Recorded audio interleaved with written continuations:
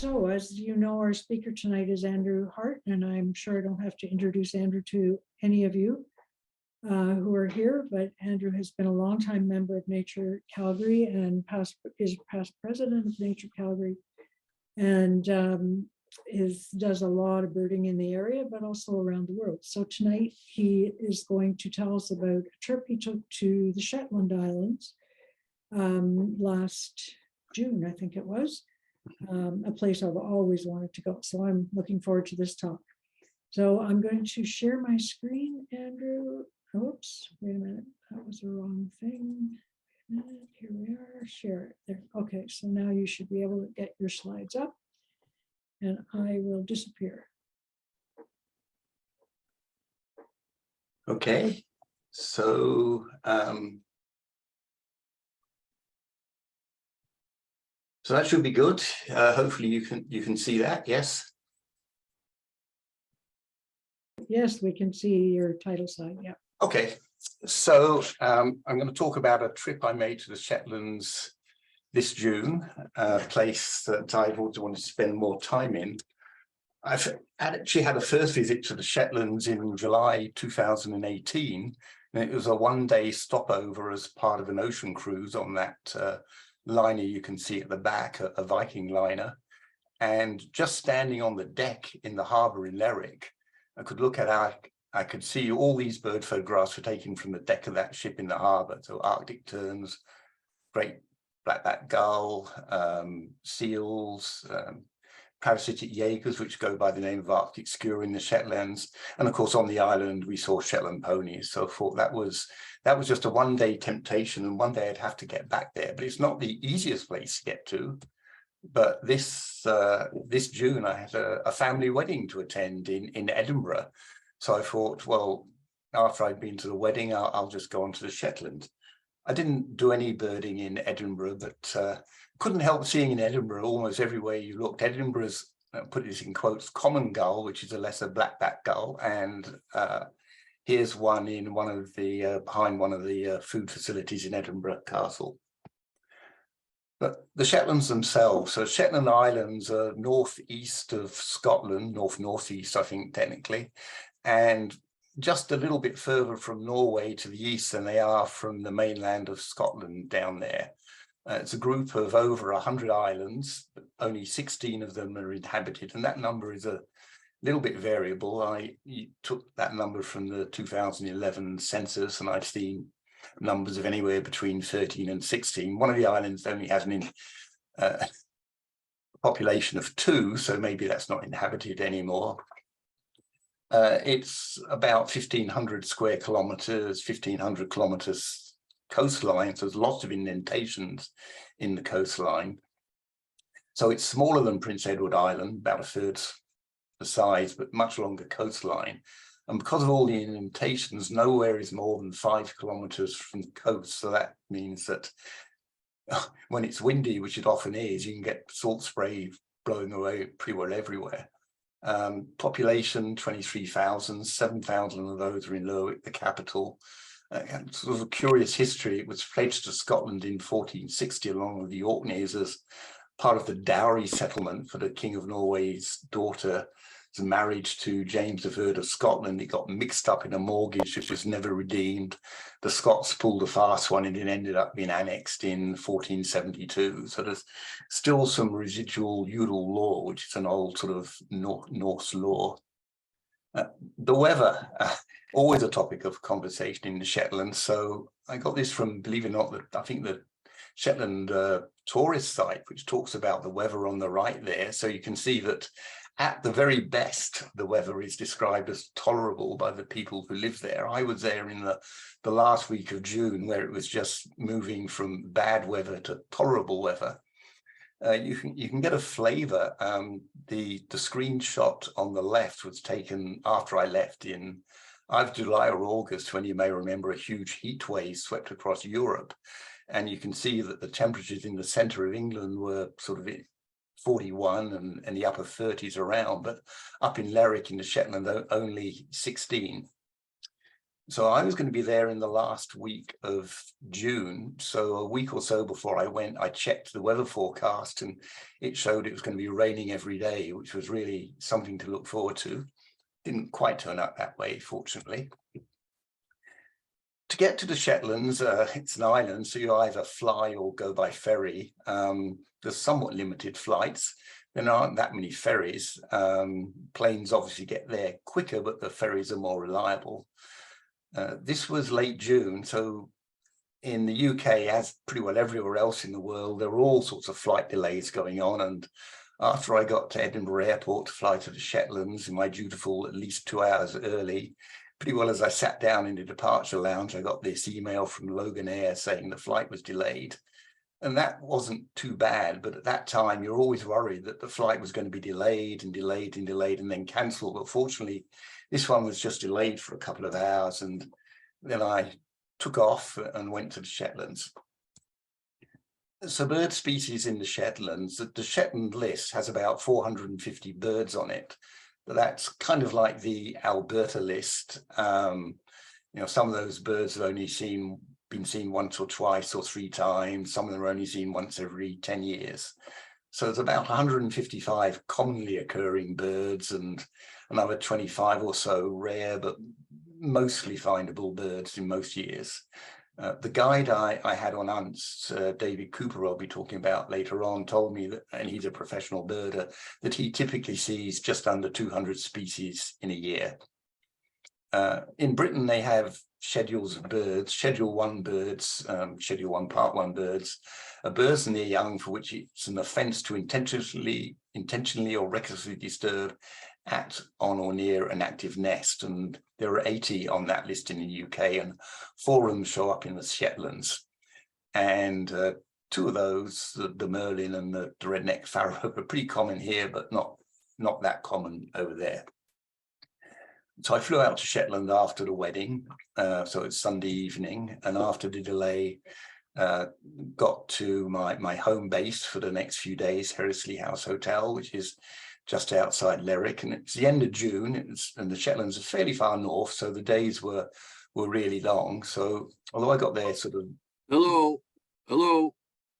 hello late in the evening, after supper it was still light, so I drove down to the Tingwall Lock. So I was staying at a hotel by that red dot on the Google map. Lerwick is over to the right there, the large inhabited area, and the lock you can see kind of below and to the left of where I was staying. So a beautiful, glorious evening. I drove down. The roads in Shetlands almost universally are really narrow, very difficult to stop, but I found a parking spot or a pull-off spot near the head of the lock, and I was looking over and I saw this shorebird on the other side, and it took me a while to work out what it was because you don't see those in Alberta.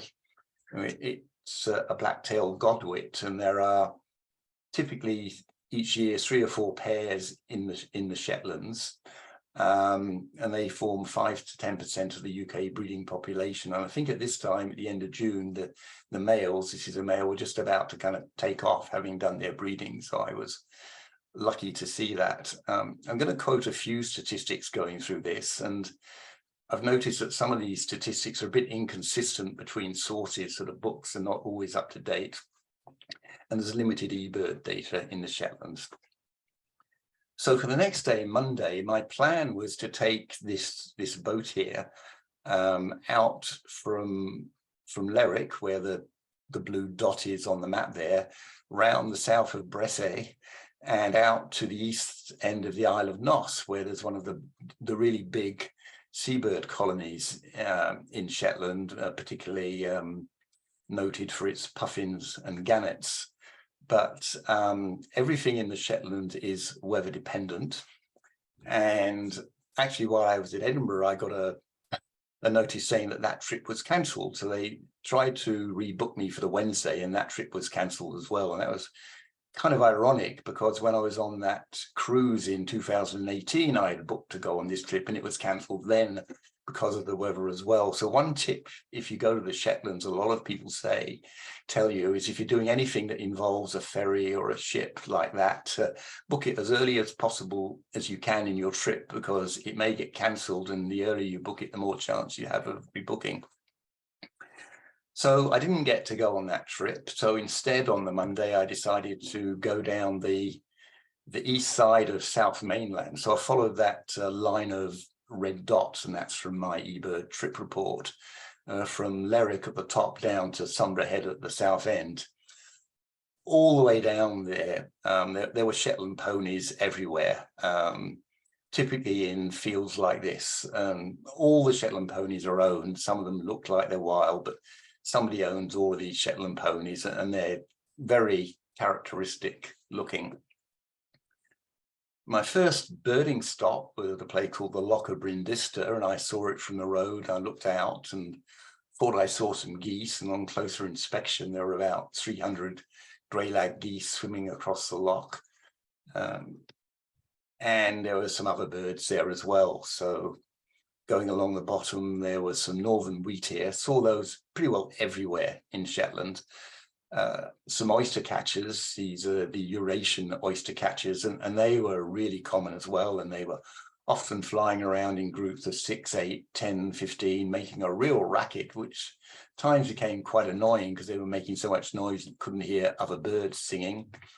And there's a common sandpiper, and although I'm sure they really are pretty common, that was the only one I saw on my trip there. So a really nice loch. You have access. There's stiles that welcome you to walk around. It would probably take an hour plus to walk around that loch, I think, so I didn't do it. I did see this common gull flying over there, and the common gull is the European half of the Mew gull split, and it is actually quite common over there, and possibly a bit easy to confuse with a kittiwake, but it's got white at the wingtips. Kittiwakes are black at the wingtips, and the beak is sort of heavier on this. It's kind of daintier on the kittiwakes, which we'll see later. So I kept on moving south, and there were some beautiful landscapes and hardly any trees. The trees you can see in this picture, you can see were obviously planted around the crofts and the homesteads there, but out on the moors, I don't remember seeing a tree. The island on the far side is Bressay, which I was supposed to have gone round on the boat, but didn't. Here's one of the many inland harbours in the Shetlands. Just again, beautiful landscape. And this was a glorious day. Given the weather forecast from a week earlier, I was really lucky on my first 2 or 3 days there. Driving around in the long grass, there were several Eurasian curlews and some sort of interesting heathers on the rocks.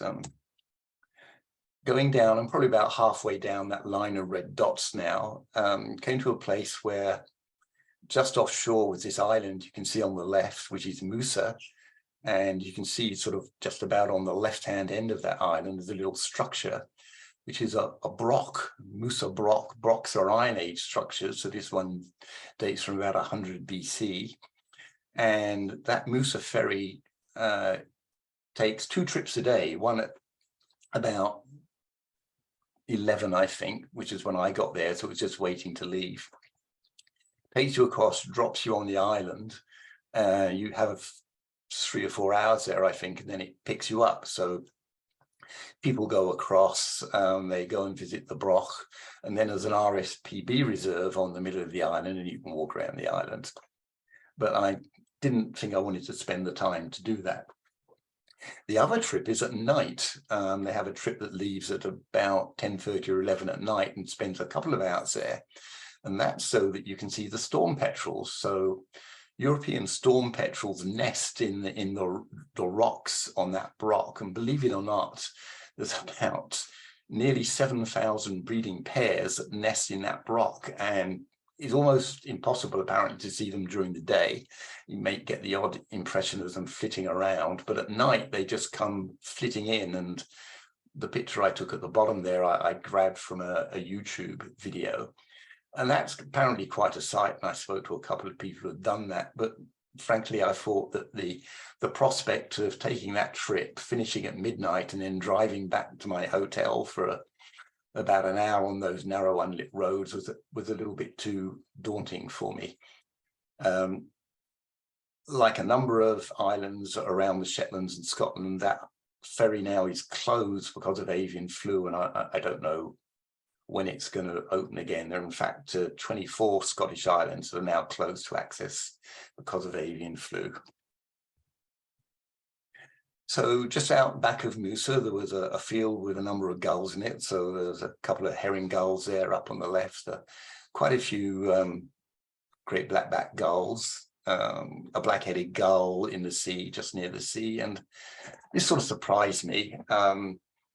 I know that there are many Commonwealth war grave sites around, but I had somehow always thought that they were all in places abroad where where people fought. But of course, people, soldiers did die on home soil, and this is a war graves memorial in the Shetlands. One thing that you have to remember when you're anywhere in Europe is that the bird names are different. So I've listed a few here with the Canadian name, the UK standard name, and then just to be even more confusing, in the Shetlands, they have, again, a different set of local names. And should you go to the Orkneys, which is the group of islands nearer to the Scottish mainland, they're slightly different names again. So, for example, here we have a parasitic jaeger, which would be an Arctic skua or a scutia lane. Red-throated loon here, red-throated diver there, or a rain goss. Now, rain goss means rain goose or rain bird. So you could, I think, pretty well apply that name to any bird in the Shetlands. But of all those names, the only one I really heard commonly mentioned in the Shetlands was bonksy. So everybody seemed to call the great skuas bonksies, but I didn't hear anybody call any of the other birds anything except the UK standard name. So although a lot of the tourist guides refer to puffins as taminoris, the birders I met called them Atlantic puffins. So I kept on going south and got right to the southern tip of Shetland, to Sunberg Head, where there is Sunberg Lighthouse, and this is an RSPB reserve. Fabulous place. So you park down on sort of below where I've taken that picture to the right and walk up that path, go through those gates, walk up the next kind of zigzag path, and the ticket office, which, to be honest, I think you could just go around without going to the ticket office, but the ticket office is in the lighthouse buildings up there. So I did that. I parked, started walking up, and you can see there's the sign showing, plenty of observation points up there. And almost immediately after leaving the car, looking down the cliffs, there were puffins just everywhere. I think there were about 1,000 puffins at that site. It's not the main site for puffins in Shetland. Knots is the main site, but of course I didn't get there. And the yellow grin patch is for the chicks to peck in the nest at to encourage the food to be disgorged. You could almost literally have reached out and touched some of these puffins. And I really wanted to get, like Howard wanted to get at Newfoundland, a photograph of a puffin with its beak full of sand eels, but I never even saw a puffin standing still with sand eels. And the ones that were flying in sort of appeared out of nowhere, crossed your line of vision and disappeared into the burrows in the cliffs underneath you. In addition to the puffins flying in and out of the cliffs, there were groups of, I'd say 4, 5, 6 puffins just standing around, and found out later that these are young males, first-year males, that are staking out their territory for next year.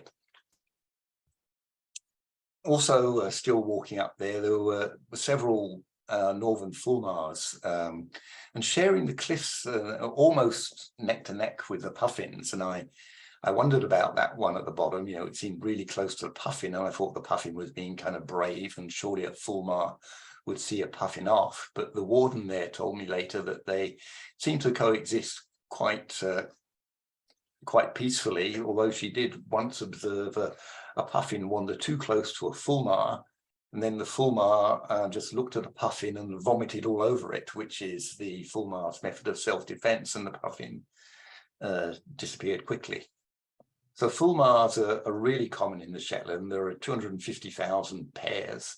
It's the most common breeder in the Shetland. It's a really heavy, ugly, awkward-looking bird on the ground, but aerodynamically pretty well perfect. And if you're there in late August, September, apparently there's a spectacular annual exodus where all the young sort of start jumping off the cliffs and getting in the water and what have you. The other picture there is just looking up along the western coastline of Shetland from Songbird Head, and you can see some hedgerows down there which were good for songbirds. So again, I still haven't actually reached the reserve proper. I looked down and there was one of a number of colonies of common mewers, or guillemots as they are over there. It's hard to estimate numbers, but the warden told me there were 5,000 roughly there, and I certainly don't have a better number than that. So eventually I made it to the ticket office, and I'd seen on their website that you could ask the wardens to take you on a tour. There were no signs there saying that would happen, but I asked a lady at the ticket office if I could get a tour around, and turned out she was actually the chief warden there. So she said, sure, she would be really happy to take me around, because she just was coming to the end of her stint at the ticket office, but she just have to wait for someone who was out and about to come in and relieve her. So she asked me to wait in a room next door, which was the old engine room for the lighthouse. So Songbird Head is the oldest lighthouse in Shetland. It's an obvious place to have a lighthouse. It's right on the southern tip. Each of these lighthouses had a signature foghorn and light patterns, and this one flashed every 30 seconds. So this is the room with the engine and the compressors for the foghorns, which were, I think, really loud. The foghorn was discontinued in 1987, and the lights were automated in 1991. Now you'd think, because each lighthouse had a distinct pattern, that this would be fairly good at keeping ships off the rocks, but apparently there were a few instances where ships heard the foghorn or saw the lights, but the ships were to the east when they thought they were to the west, or vice versa, so they still managed to run on the rocks. So the warden showed up, and she asked me if there were any particular birds of species of birds that I'd like to see. So I said, well, I'd really like to see razorbills, because I knew they were supposed to be there, but I hadn't managed to find any. So she found me some razorbills, and she said that they're certainly here, and they're easy to see, sort of comma, if you know where to look, as is often the case. So she showed me where to find some razorbills, and we found about 20 razorbills, which sounds like a lot, but they were hidden among 5,000 common mewers, which look from a distance not too dissimilar. So there's some razorbills, and while we were looking out for razorbills, I saw this pigeon down in the bottom right there. So I pointed it out. I said to the warden, look, there's a razorbill just to the right, I think it was, of this rock pigeon. And she looked at me and said, no, that's a rock dove. So it turns out that because of their isolation, Shetlands is one of the few places where they still have pure rock doves rather than feral rock pigeons. And they're quite proud of this, although in some of the towns, so notably Scalloway and Lerwick, which are really the only towns, you do get feral rock pigeons. And this, with that warden, was the first discussion I had about avian flu in the Shetlands. So this was late June, and they had already realized that avian flu was taking a great toll on great skuas, but there are no great skuas nesting at Songbird Head, although I did see a few flying over. And they were just hoping that they weren't going to land. And at that time, they weren't sure about other species. They thought maybe avian flu was going to hit the gannets, but there are no nesting gannets at Songbird.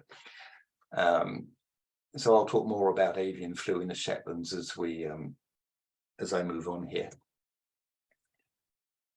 So not too many great skuas there, plenty of Arctic skuas. So I probably saw 10 or 15 Arctic skuas just flying over singly while I was there at Songbird Head, and others elsewhere, and a very distinctive sort of pointy tail there. I never saw them doing anything except flying over. I never saw them go after any other bird to harass them for food, although obviously they do that. In the Shetlands, you get two cormorant-like birds. You get the shag and the cormorant, which is a great cormorant. And when you see on the app there, they look quite different, but I forgot to check the app before I started looking at sunbird head. So I saw these birds in the photograph and they looked just like double-crested cormorants, really. So I thought, those are cormorants. When I mentioned this to the ward, she said, no, these are shags. You only get shags, she said. Basically, she's hardly ever seen a cormorant at Sunbird Head. And she in fact said, I tell all my students here who come for the season to show tourists around, just say shag, which is interesting because shag can mean something different in Britain, and say it with confidence. So there were some shags, and in fact in the Shetland there are about 6,000 shags but only 500 cormorants. Everywhere else I've been in the UK where you can either see shags or cormorants, it's the other way around. There's cormorants everywhere and you're lucky to see a shag at all. So kind of something to bear in mind there. Did come across a few songbirds at Sunbird Head. So the top left is a twite, and then a meadow pipit at the right, and then another wheatear. This is a juvenile, I think, down at the bottom. And the wren is a Shetland wren. So there are only two endemic species of bird in the Shetlands, and they're both wrens. So there is the Shetland wren, which you find on mainland Shetland and the adjacent islands. And then there is a different wren, a ferried wren, which you find, not surprisingly, on Fair Isle, which is a couple of hours ferry ride south of mainland Shetland. Now, apparently the Shetland wren is slightly bigger than the mainland wren, but I don't know how you tell the difference unless two of them were sitting side by side. But all the birds I met told me that this time of year you only get Shetland wrens in the Shetlands, and later on in the year you get the odd regular mainland wren. No one told me how they got there. Here's a great blackback gull, and these birds are really big, when bigger, I think, than maybe a glaucous gull around here would be the same size, but they are really big, ominous, threatening looking birds. There's a sea arch with, and it doesn't show up very well in this photograph, a nesting colony of kittiwakes around it. Apparently the kittiwakes typically nest on arches above water, and a number of people told me that, although no one could actually tell me why. So here is a close-up of some of those kittiwakes, and if you look at the bird that's pretty well centered, just above center in the photograph, you can see that it's got both an egg and a furry bundle of young underneath it. So I saw about 20 species of birds at Sunbird Head on my, I guess about 2 hours visit there, and the total eBird list is 163 species. So I didn't see too many of the total possible. Looking from roughly where the kittiwake colony was north, because you have to look north, you're looking at land from Sunbird Head. The building sort of just off center to the right there is the Sunbird Head Hotel. So a lot of the bird tours, that is their headquarters. So you'd fly into Sunbird Airport and you see the airport just behind, or the runway anyway, just behind and to the right of the hotel. So you'd land at the airport, you'd go to the hotel, that would be your base perhaps for a week. You can walk up to Sunbird Head from there, and then they drive you around everywhere else. Just to the left of the hotel, you can see some ruins on that little spit of land. And those are Jarlshof, which is an ancient settlement, which was only actually discovered in 1897 because it was buried, but then some storms washed away part of the coastline and exposed it. That site was inhabited more or less continuously from about 2700 BC to 1700 AD, and it was built over, and bits of the old buildings were used for the new and so on. There were some Vikings there from about 900 to 1000, and then again from 1200. The Viking bits are the bits along the bottom of the postcard, which I scanned there. You get a really interesting tour around it. So you get your ticket, the little hut there, they give you an audio guide, and it takes you around in the order of the settlements. going around Jarlshof, you think, well, that's a good sort of Viking name. How do they know that's what it was called? And they don't know it. Actually, Walter Scott came up with that name because he thought it sounded very Viking. I saw this starling there, and at one time people thought that the starlings in Shetland were their own completely separate species, or another endemic species. They're much darker, particularly in the juveniles. I never saw a juvenile close enough to photograph. Much darker than regular starlings, but now they're considered to be just a subspecies of starling. So they're separately identified as the Zetlandicus, and the Zetland is another word for Shetland. Leaving there, I dropped into a place called Quendale Mill, which is supposed to be really good for songbirds. And I can see why it might be, although I hardly saw any there. It was 4 o'clock in the afternoon, 3 or 4 in the afternoon, and pretty hot. So I went round the mill like a dutiful tourist and moved on. Driving in Shetland can be quite an experience. The roads are all really narrow, so they have these passing places. And some of the passing places, like this one here, have signs. And if you look down the road, you can see the signs. So I can see this sign, the next one, and then another 2 sort of stretching down. So when you're driving along, you sort of look ahead, and if you see a car coming towards you, you can sort of look at the car and how fast it's going, and look at where the passing place signs are, and kind of work out where you're going to, either he's going to pull in or you're going to pull in. Sometimes I got this wrong. I wasn't as experienced as doing this as the locals, obviously, but never seemed to get into trouble. But sometimes they don't have these passing places signs, so that gets a little bit trickier. And that Kia Sportage was my rental for the trip. And inside, on the back of the windscreen, or just in the window behind the windscreen, there was this warning that Shetland is a very windy place. And it is a very windy place. So please take care when opening the doors, because doors have blown off, and yeah, the rental car companies don't like that.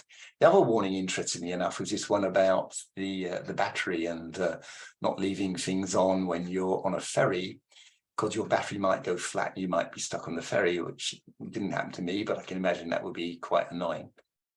I kept noticing there was dust on the back of the car, and I wondered where it was coming from. And apparently this was Saharan dust, so I never heard of this before, but I checked it later, and every year 100 million tons of this dust blows off the Sahara and blows around the world, and it's phosphate rich. And most years, a lot of it lands in the Amazon basin and contributes to the growth in the Amazon basin. But this particular year, some of it was making its way to the Shetland. Now that is a long way from the Sahara, but every now and then the wind patterns make that happen. Because of the wind, you'd expect to see some wind turbines and so on around the Shetland. And here's one, but at the moment there's just a few isolated turbines, but there's a project called, amazing enough for the Shetlands, the Viking Energy Project, which is set to install just over 100 turbines. Construction's underway, and it'll start up in 2024. It's near Sullom Voe, towards the north end of the mainland. And I looked at their website. They claim they will prioritize birds, and it will be a 440 odd megawatt site. So moving back up and back towards my hotel, I came to a large inland loch, the Loch of Spiggy, and saw these 2 redneck phalaropes there, a male and a female. And of course, phalaropes are, I forget the technical word, but the other way around. So the female is the more brightly coloured one at the right there. And the phalaropes are one of the rarest species in the UK, which is very strange when you consider how relatively common they are here. So depending on which source you read, there are 20 to 50 pairs of redneck phalaropes in the whole of the UK. And given that there are 20 to 50, then you'd be a bit surprised to find out that 47 of them are in the Shetlands, and 90% of those, so nearly all of them, are in an island called Fetlow, which is the next island on from Unst. So there are hardly any on mainland Shetland, and so I was really lucky to see this pair. And I found out later that this was the first time since the 1950s, so in nearly 70 years, that a pair had nested and successfully bred on this loch. So it's a nice loch. There were some mute swans on the loch as well. They weren't really sure, but they used to think that the redneck phalaropes there overwintered in the Arabian Sea, but they put geolocators on a pair and found to their amazement that they went to and from the Pacific Sea, somewhere off the coast. So I guess that would be Peru, well, maybe not Peru. My South American geography isn't accurate, but that's the only pair they've geolocated. So not sure if this was an aberrant pair or if that's where they all come from. Briefly talk about what you can get from eBirds. There's not a huge number of eBird sightings in the Shetlands, but I had a quick look, and the first good thing to notice is you hardly get any magpies in the Shetlands. So when I actually checked, there's only 2 magpie records in the Shetlands, one from some time ago and one, amazingly enough, from July of this year, about a week or 2 after I left, and not far from one of the places that I was. So I missed it. The other thing I noticed was that a lot of the songbirds, the passerines, they disappear kind of sometime after April, May. So there's sort of gaps in them, like Eurasian blue-tit there, just under the left-hand arrow, and then they reappear in September or October. So I'm not sure if that's because they're like warblers here and they migrate through, or if they're like chickadees here and they just vanish for the summer and then reappear. And I suspect there's probably some of each. So my next day, I went up to Unst. So Unst is right at the top of the Shetlands there with the eBird spots on it. It's the northernmost inhabited island in the UK. To get there from where I was down here, I had to drive up, get a ferry from here, the mainland, across to this island, which is Yell, and then another ferry from here across to Unst itself. And this island here is Fetler, which is where the redneck phalaropes are mostly found. So the first ferry was the one that I was lining up for at top left. And it's a reasonable size roll-on, roll-off ferry. And having got that, it's about a 20-25 minute drive across the island to get the next ferry, which left in about 20 odd minutes. So I did the maths and thought, well, if I drive at the speed limit, I'm not going to make this ferry. And I was the first off the roll on, roll off pretty well. And I drove with the speed limit, and I just missed that ferry, which you can see a much smaller roll on, roll off. So I had to wait for the next one. So I got that and got across to Unst. Welcome to Unst. So that sign shows you what you might expect at Unst: puffins, seals, Viking stuff, ponies, an orca. I never saw an orca. And the one animal species that's actually missing is otters. So Shetland is a great place to go to see otters, and some people go there just to see otters, and I'll maybe mention a bit about those later on. But I met my birding guide, David Cooper, and he drove me across the island to North End to the Herman Ness National Nature Reserve. We picked up a couple of ladies on the way, so our group for the day was 4 people. Herman Ness is a beautiful place. There's this, I'd hesitate to call it visitor centre, but visitor facility there with really modern, clean washrooms. So if you're ever thinking of going there, the washrooms are good. There's a map showing what you can do. So we set off and we walked across the fairly boggy moor on this boardwalk.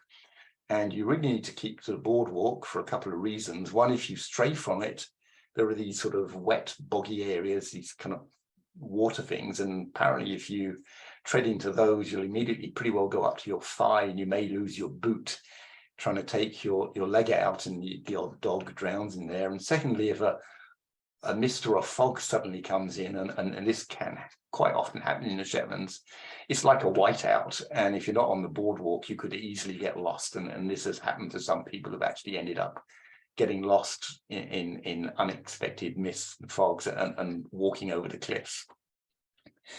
Before we started out on this walk across Herman Ness, David said was all he had to give us a little HSE talk. And I've worked in the oil and gas industry here, the construction industry. So like many of you, I've heard a number of HSE talks. So I thought he was going to tell us to, not go too near the cliffs and what have you.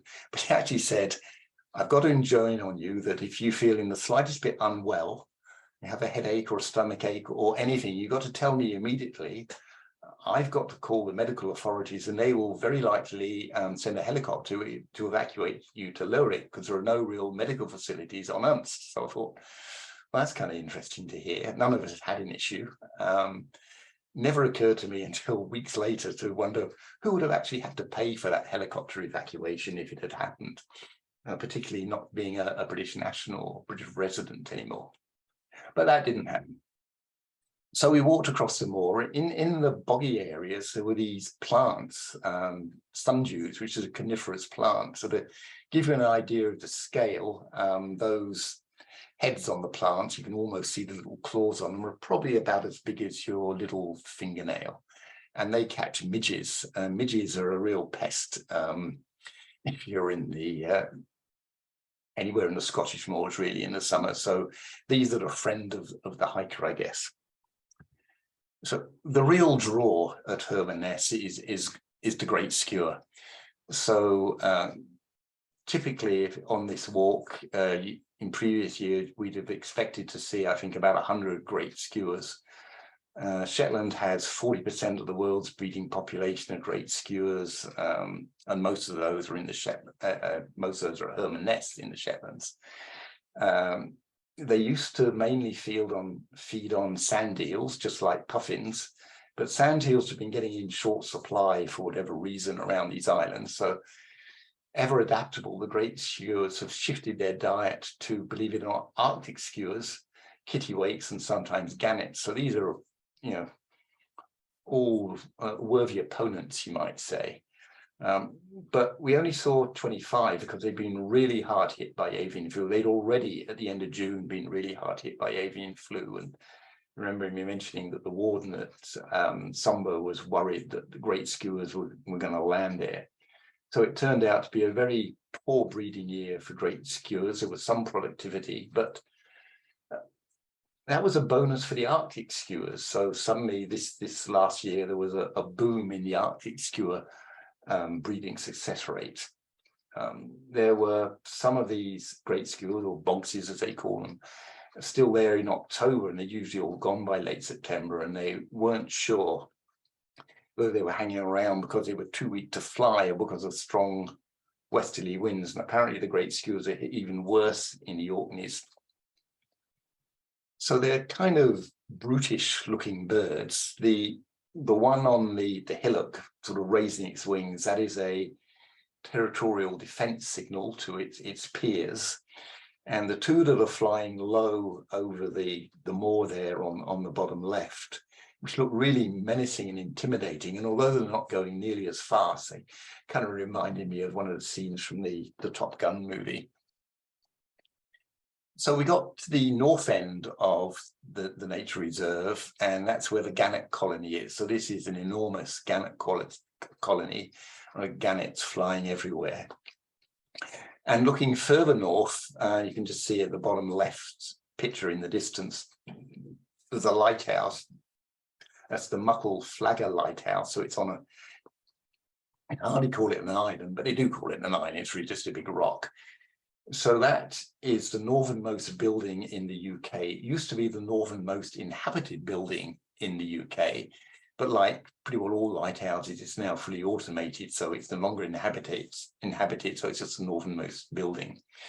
There are about 30,000 pairs of gannets at this on this site, spread around in separate nesting groups. And so just standing on the cliffs and looking down, and you see all these gannets just drifting around. So I'll just play this video, which might look a little jerky, but it will give you the sort of impression.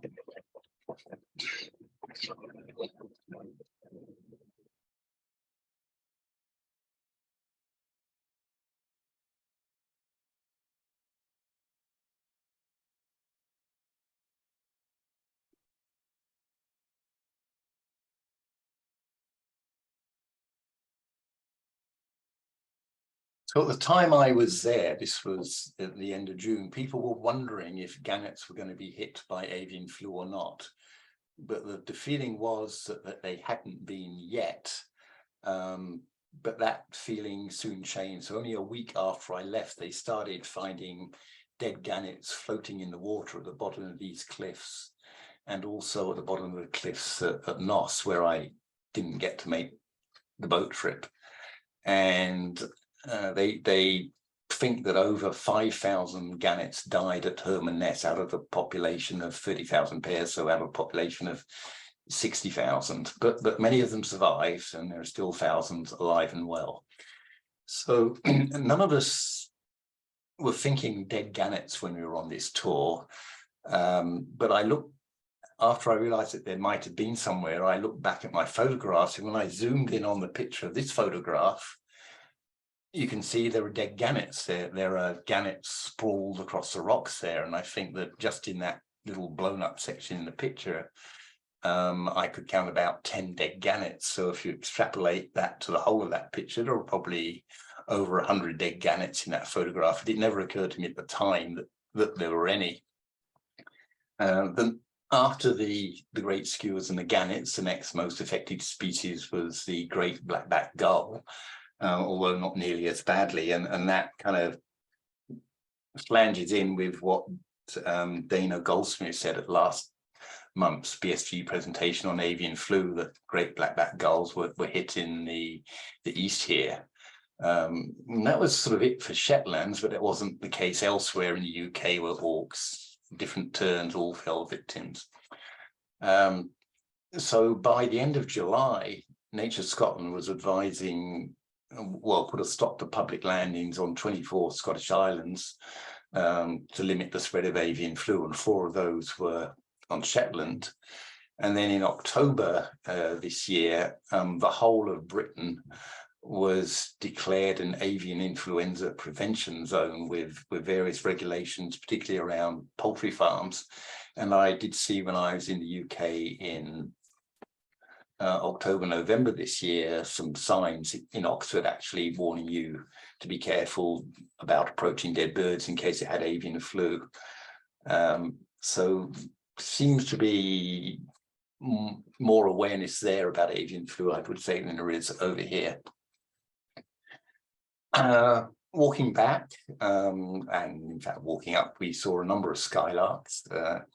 Skylark is the 5th most common breeder in the Shetlands. There's somewhere between 25,000 and 35,000 pairs.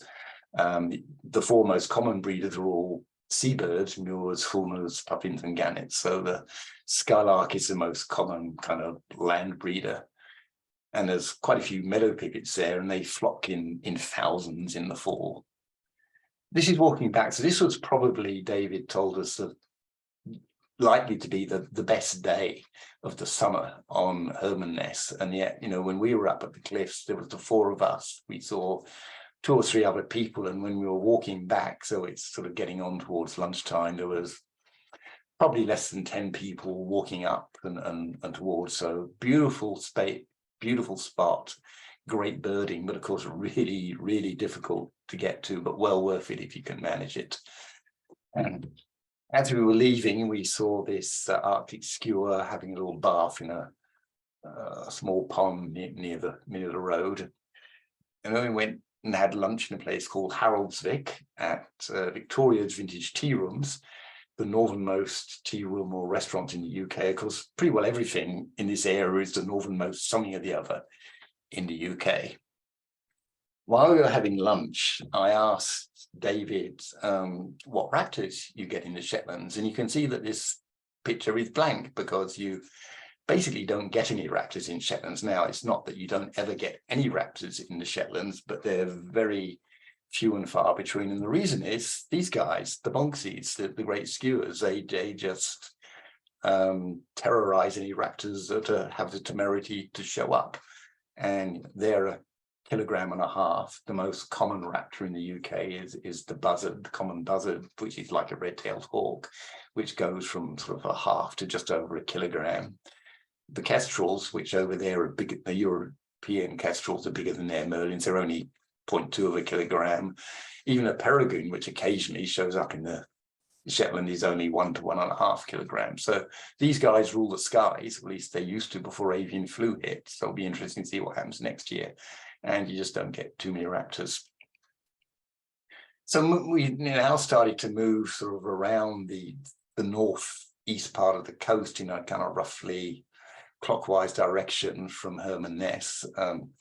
Came to Norway, which is actually where David lives, and that white house there on the edge of the bay is, believe it or not, the northernmost inhabited house in the UK, which is now an Airbnb. And David's house was just behind from where I was taking that photograph, and he said he fought in the 4th or 5th most northerly inhabited house in the UK.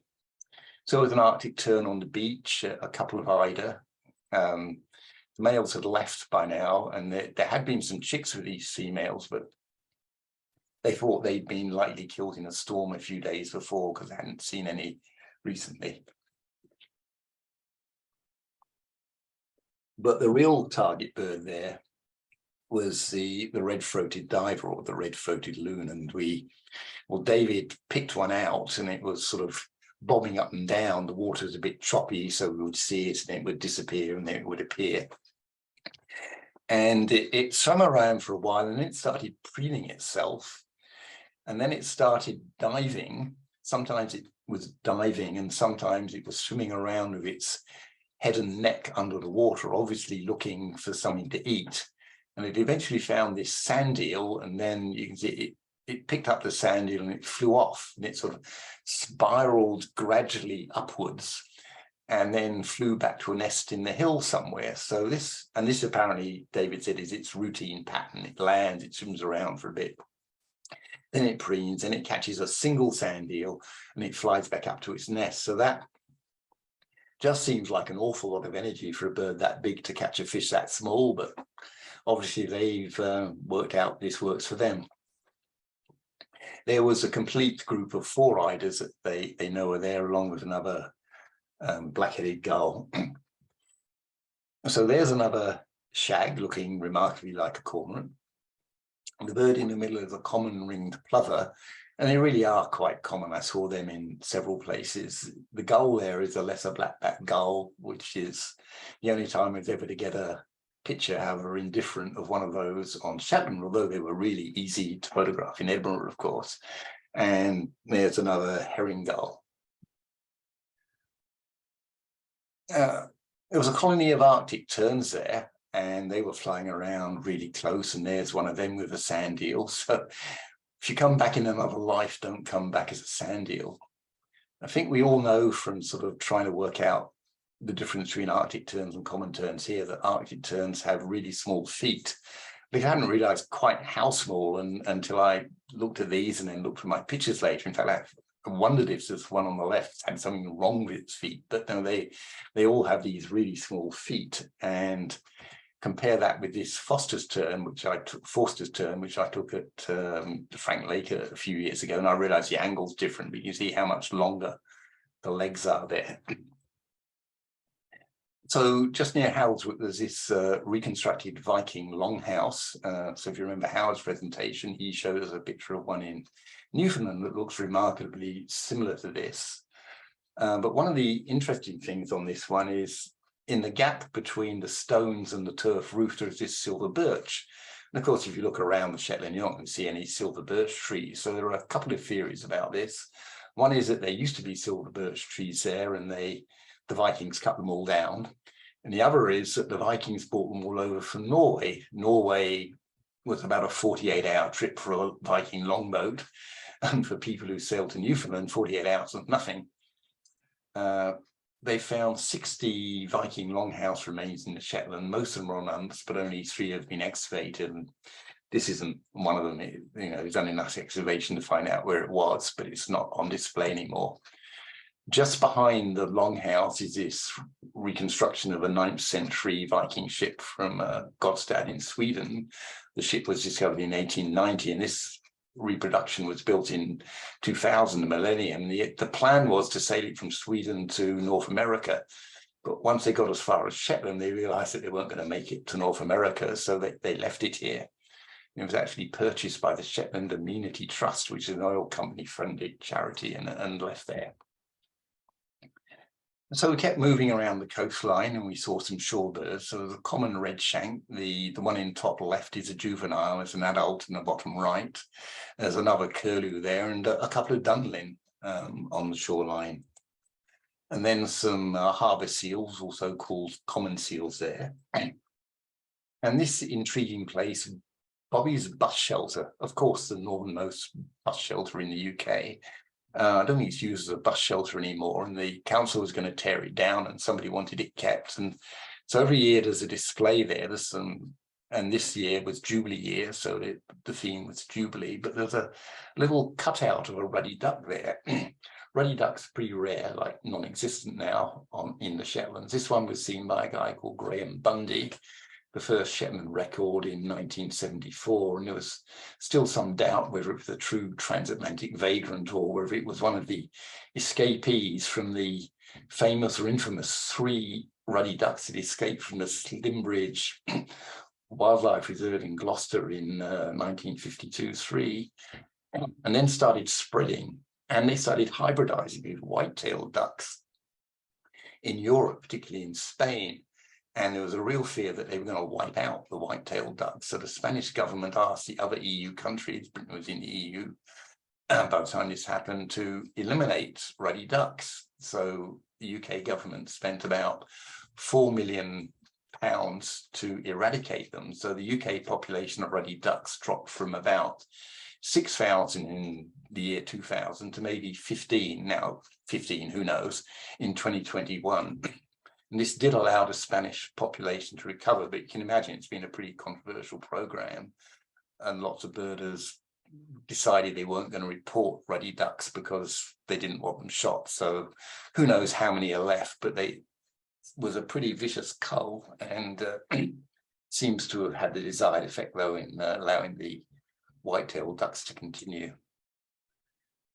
There's an odd patch of land called the Keen of Hamar, which looks like a loonscape in the middle of the moors, and there's a plant there called the Edmondson's chickweed, and this is the only place on Earth where it's found. It was discovered by a local guy, Thomas Edmonston, in 1837. So this is one of the rarest plants in the world, and you know, believe it or not, botanists go there from all over to look at this. His descendant, the modern Mr. Edmonston, is about 80, lives just near Herman Ness Reserve. He owns it, but they're not sure what's going to happen to it on his death. He hasn't told them what he's planning to do with it, what his will says. So there's a little bit of concern about that. Moving on, really the last stop on the island was a place called Baltersound near an old RAF base. So several northern lapwings flying around there. And these 2 birds on the right, sort of fairly in different photographs because they were out in the moors. There's a wimble at the top, one of those Schedule 1 birds, and a European golden plover at the bottom. And those are really the final bird sightings. So got the ferry back from Belmont, and there's Unst, if you like, seen from the back of the ferry as I'm leaving. I did look for otters along the shore there, but I didn't find any. That was supposed to be a good place for otters. Believe it or not, there are people who go to Unst, otter photographers, and they spend the whole week in a bed and breakfast somewhere, and they only go on 1 or 2 beaches, and they spend the whole time walking up and down just to get the perfect photograph of an otter. So the next day, which was really my final day of birding, I started off by going to Lerwick, the capital, and it's a port, so you get all sort of things you'd expect to see in a port. This upside down whaler, which forms a garage roof, is kind of interesting. There's the main roll-on, roll-off ferry to Bressay, one of the smaller ones in the bottom there. And there's the Nos boat, one of the 2 boats that takes tourists to Nos. And I thought, well, this was the day that my trip was cancelled, and I'm looking at the water and it looks as calm as a mill pond. So I walked into their office and asked them, if the boat was perchance actually going that day. And they said, well, young man, they were kind enough to call me a young man. it might look really calm here, but once you get off to head past south of Brescia, it gets really rough, and that's often the case, and so that's why we're not going. So maybe next time. So because of the Norse influence, there are a number of street names and place names that have an obvious Nordic influence that you see around.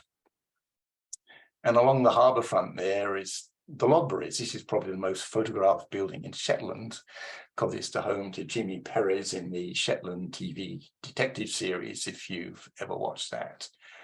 These buildings were old stone stores built out onto the sea so that they could sort of move goods directly in and across without having to have too much double handling.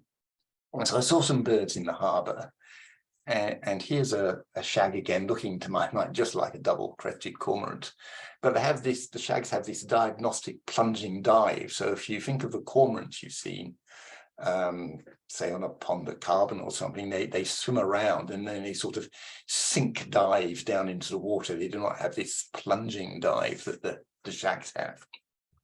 So I looked out and I saw some commotion in the harbour, and there were these gulls. So some herring gulls and a great black-backed gull.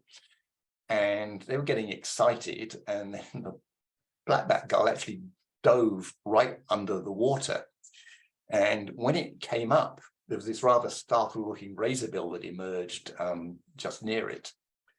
So this happened a few times, and I realized that they were obviously trying to catch something. And you can see that these gulls have, or two of those three herring gulls, have sand eels in their beaks. So the one on the left has maybe 4 or 5, and the one on the right just 1. So I went to the Shetland hoping to see a puffin with sand eels in its bill, and I didn't see that, but I saw herring gull, Arctic tern, and red-throated diver with them. There's an Arctic tern flying past the longship, the reconstructed longship, and a distant black guillemot. And so I travelled across the island to St Ninian's Isle, which is a beautiful place, has this miraculous spit of land. I mean, it's hard to imagine it hasn't been washed away, but it hasn't. I walked across the island. You can walk around the island, but that would have probably taken 3 or 4 hours, so I didn't do that. That's a location where you can supposedly see cormorants, but I didn't see one. I did see another red-throated diver in the swell there. And then I went up to Scalloway, really the only other town in the Shetland, and dropping down from the road to Lerwick, this is one of the most photographed views in Shetland, with the castle in the centre there and some islands across in the distance.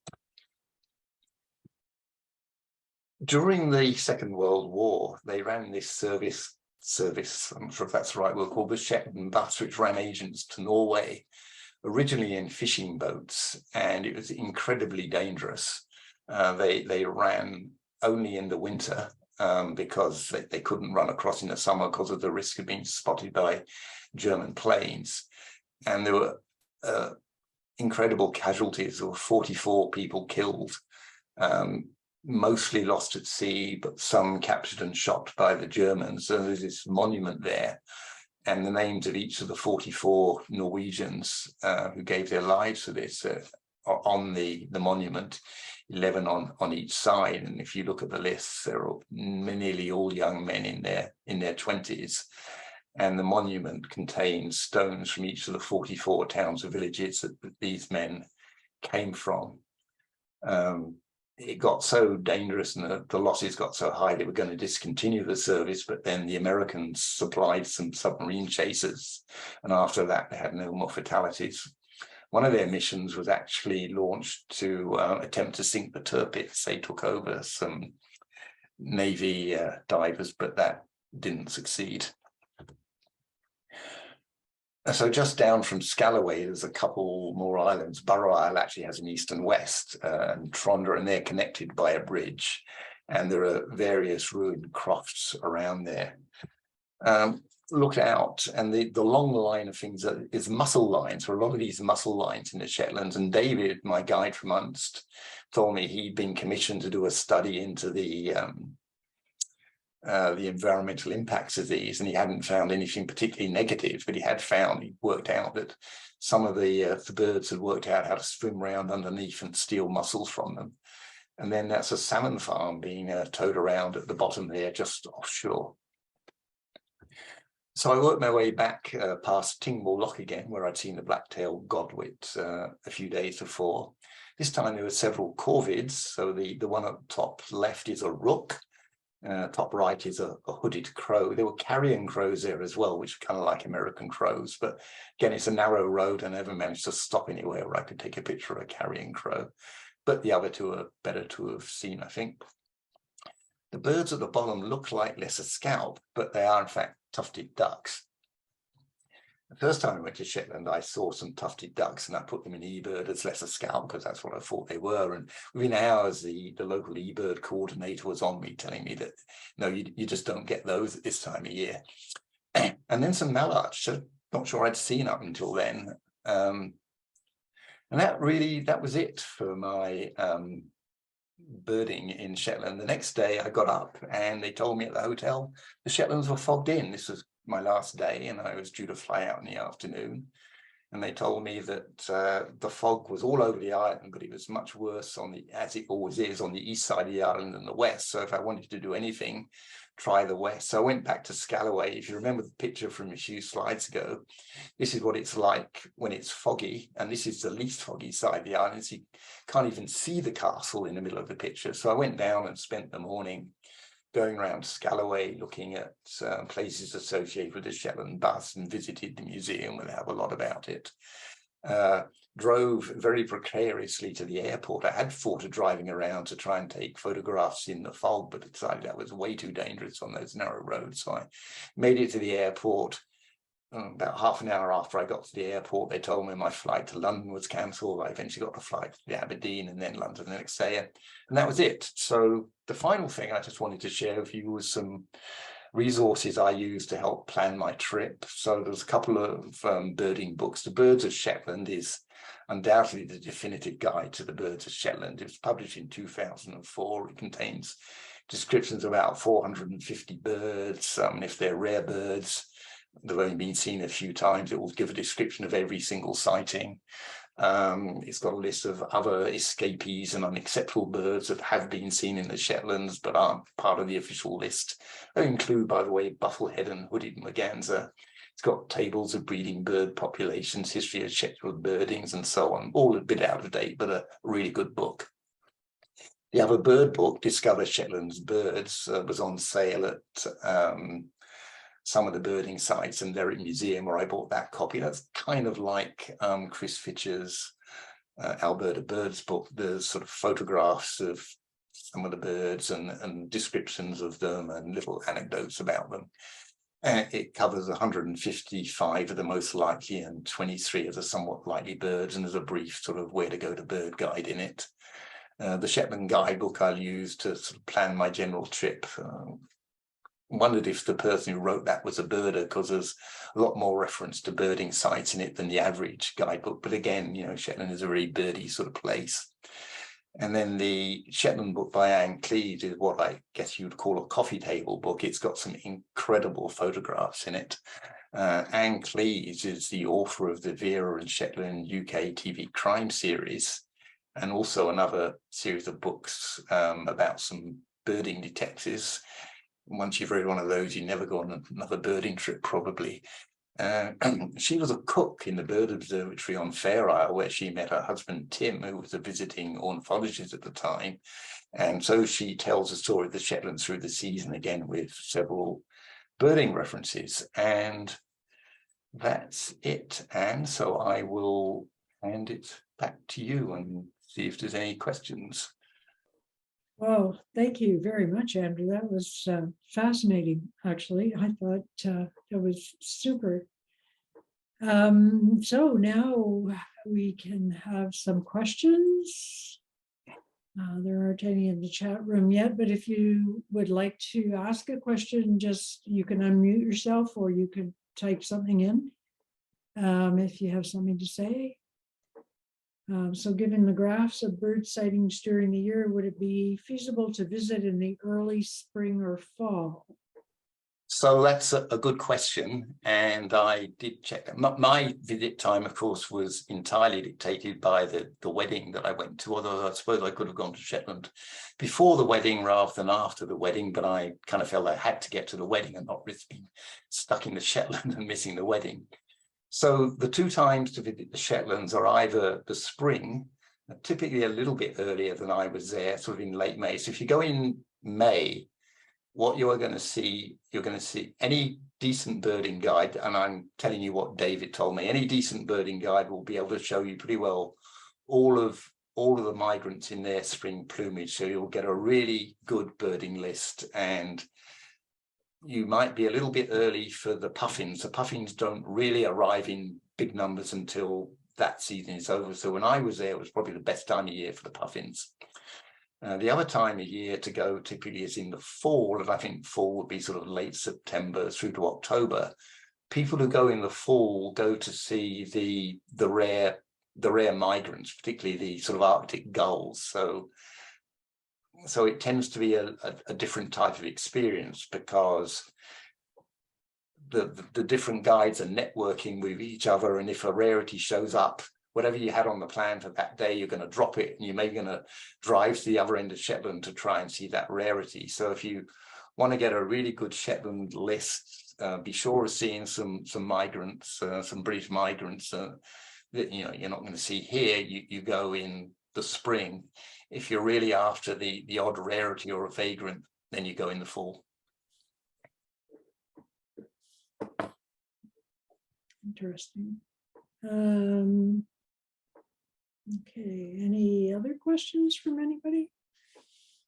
No, it's fascinating because some of the birds you talked about are birds that you see in the Gulf of St. Lawrence, like the redneck loon we saw in the Gas Bay, and the gannets nesting I saw in the Gas Bay this summer.